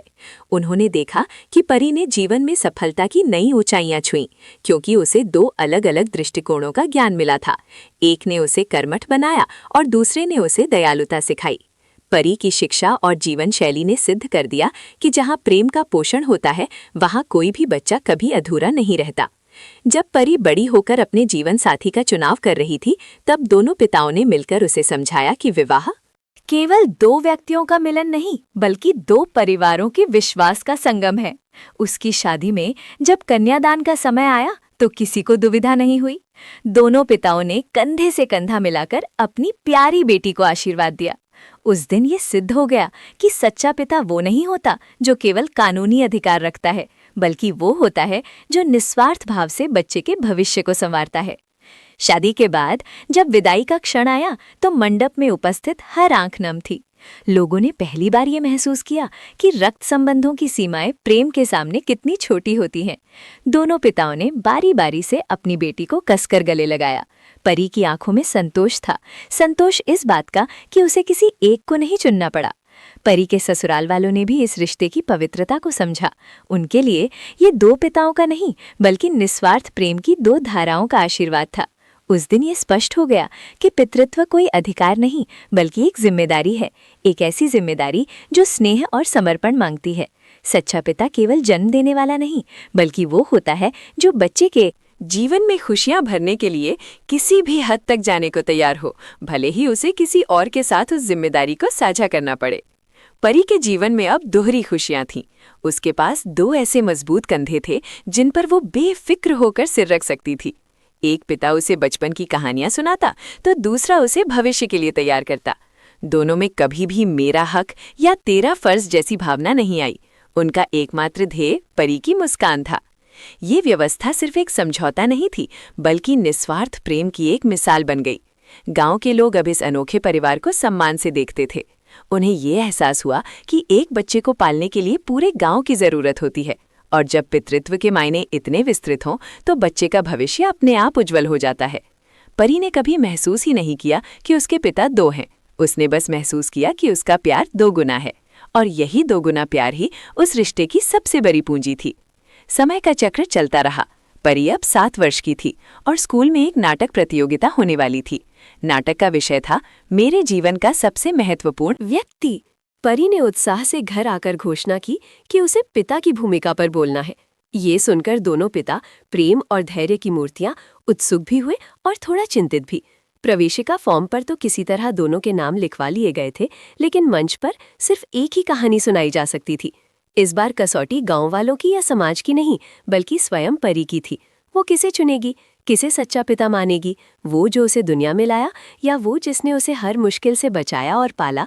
दोनों ही जानते थे कि परी का निर्णय उनके रिश्ते की नई परिभाषा लिखेगा। वे चुपचाप बैठ गए और परी को पूरी आज़ादी दी कि वो अपने मन की बात कहे। उन्होंने बस इतना कहा, बेटी, सच वही है जो तुम्हारा दिल महसूस करता है। ये जवाब ही उनके निस्वार्थ प्रेम का प्रमाण था।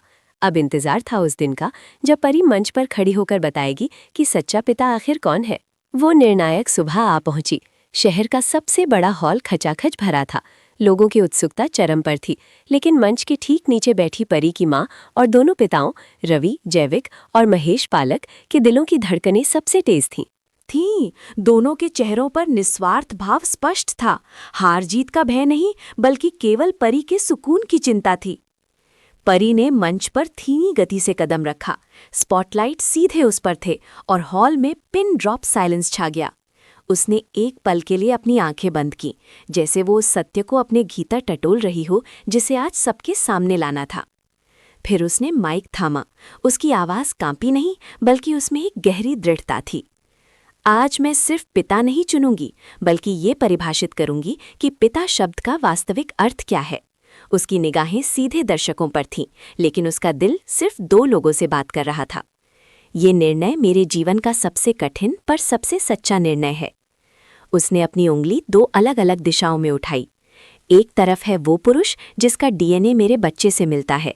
दूसरी तरफ है वो व्यक्ति जिसने उसके हर आंसू को पोंछा है, जिसने उसे चलना सिखाया है और जिसके कंधे पर सिर रखकर मेरा बच्चा सुरक्षित महसूस करता है। उसने गहरी सांस ली। विक्रम, उसने पहला नाम लिया। तुमने मुझे मातृत्व दिया पर नियति ने हमें दूर कर दिया। अर्जुन, उसका स्वर नरम हो गया। तुमने मेरे बच्चे को पितृत्व दिया जब उसे सबसे ज्यादा जरूरत थी। हॉल में उपस्थित हर व्यक्ति को महसूस हो रहा था कि ये केवल कानूनी फैसला नहीं बल्कि प्रेम और त्याग की कसौटी है। जन्म देना एक क्षण का कार्य है, लेकिन पालना, पोषण करना, उसे सही मूल्य सिखाना, ये हर दिन मरकर फिर से जीना है। उसने माइक को दृढ़ता से पकड़ लिया। और मेरे लिए सच्चा पिता वही है जो रोज मरकर जीता है, जिसने निस्वार्थ भाव से बच्चे के भविष्य को अपना भविष्य माना। अर्जुन ने उस बच्चे को नाम दिया जब दुनिया उसे लावारिस समझ रही थी। उसने स्कूल की पहली फीस भरी, उसके बुखार में रात भर माथे पर पट्टी रखी और उसे सिखाया कि लड़खड़ाने के बाद कैसे उठते हैं। ये वे कार्य हैं जिन्हें कर्तव्य नहीं बल्कि प्रेम कहते हैं। उसने गहरी सांस ली और अदालत की ओर देखा। सच्चे पिता के अधिकार अदालत के मुहर से नहीं मिलते, वे बच्चे के हृदय में अर्जित किए जाते हैं। जन्म देने वाला व्यक्ति महान हो सकता है, पर महानता पालने वाले में है। उसकी आंखें भर आईं। अर्जुन ने अपने निस्वार्थ कर्मों से ये अधिकार अर्जित किया है। उसने बच्चे को वो स्थिरता दी जो मैं कभी नहीं दे पाई। मेरा मानना है कि बच्चे का भविष्य उसके प्रेम में सुरक्षित है, किसी कागजी रिश्ते में नहीं। हॉल में सन्नाटा छा गया। सब टकटकी लगाए अर्जुन की ओर देख रहे थे, जिसकी आंखें कृतज्ञता से नम थी। न्यायाधीश महोदय ने गहरी सांस ली और अपने चश्मे को ठीक किया।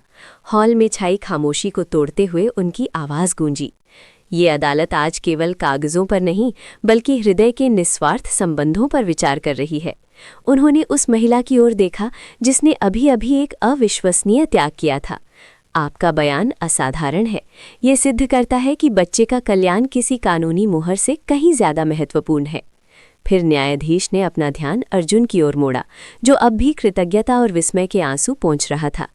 पिता का अधिकार जन्म से नहीं, समर्पण से मिलता है। अर्जुन, आपने इस बच्चे को वो जड़ दी है जिसकी उसे सबसे ज्यादा जरूरत थी। उन्होंने अपनी कलम उठाई और अंतिम फैसला सुनाया। बच्चे की स्थायी कस्टडी अर्जुन को दी जाती है। सच्चा पिता वही है जो पालता है, ना कि केवल जन्म देता है। फैसला सुनते ही अर्जुन घुटनों पर बैठ गया। कोर्ट रूम तालियों की गड़गड़ाहट से गूंज उठा। अर्जुन ने अपने आंसुओं के बीच अपने छोटे से बेटे को कसकर गले लगा लिया, जो अब भी दुनिया की जटिलताओं से अनजान निश्चिंत होकर उसकी गोद में सिमटा हुआ था। बच्चे ने सहज ही अपनी छोटी बाहें अर्जुन की गर्दन के चारों ओर कस दी। ये आलिंगन किसी भी कानूनी कागज से ज्यादा मजबूत था, प्रेम और सुरक्षा का अटूट बंधन।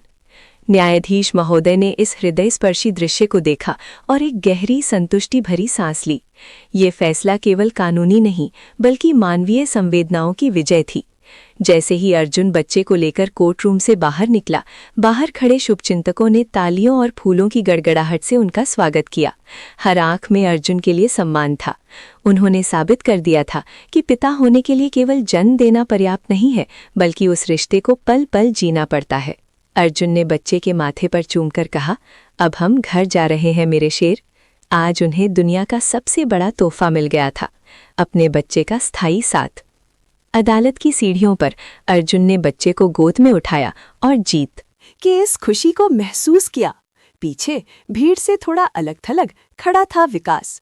उसने अर्जुन और बच्चे के बीच का वो सहज गहरा जुड़ाव देखा जो उसने कभी महसूस नहीं किया था। विकास के चेहरे पर अब पराजय का क्रोध नहीं, बल्कि एक शांत स्वीकृति थी।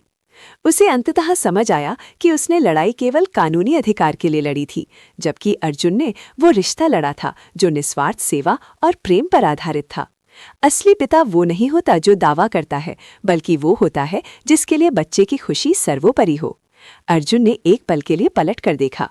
विकास की आंखों में अब सम्मान का भाव था।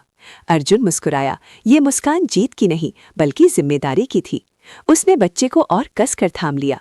ये कहानी केवल एक व्यक्ति के लिए न्याय नहीं थी, बल्कि हर उस व्यक्ति के लिए एक सबक थी जो ये मानता है कि प्रेम की डोर खून के रिश्ते से कहीं अधिक मजबूत होती है। वे दोनों एक नए जीवन की ओर चल पड़े। उनका कदम अब हल्का था, मानो सदियों का बोझ उतर गया हो। अदालत के दरवाजे से बाहर निकलते ही सूरज की किरणें उनके चेहरों पर पड़ी, जो एक नई शुरुआत का प्रतीक थी। बच्चा पूरी तरह अर्जुन की बाहों में सुरक्षित महसूस कर रहा था। नन्हे चेहरे पर डर की कोई रेखा नहीं थी, केवल अथाह शांति थी। बाहर खड़े लोगों की भीड़ अब भी शांत खड़ी थी। उनकी खामोशी में समाज के पुराने मानदंडों के टूटने की गूंज थी कि रिश्ते केवल नाम से नहीं, बल्कि निस्वार्थ कर्मों और त्याग से बनते हैं। अर्जुन जानता था कि ये केवल कानूनी लड़ाई नहीं थी। समाज के ताने बाने में खून के रिश्ते की अहमियत बहुत है, लेकिन उसने प्रण लिया कि वो अपने प्रेम और समर्पण से हर चुनौती को पार करेगा।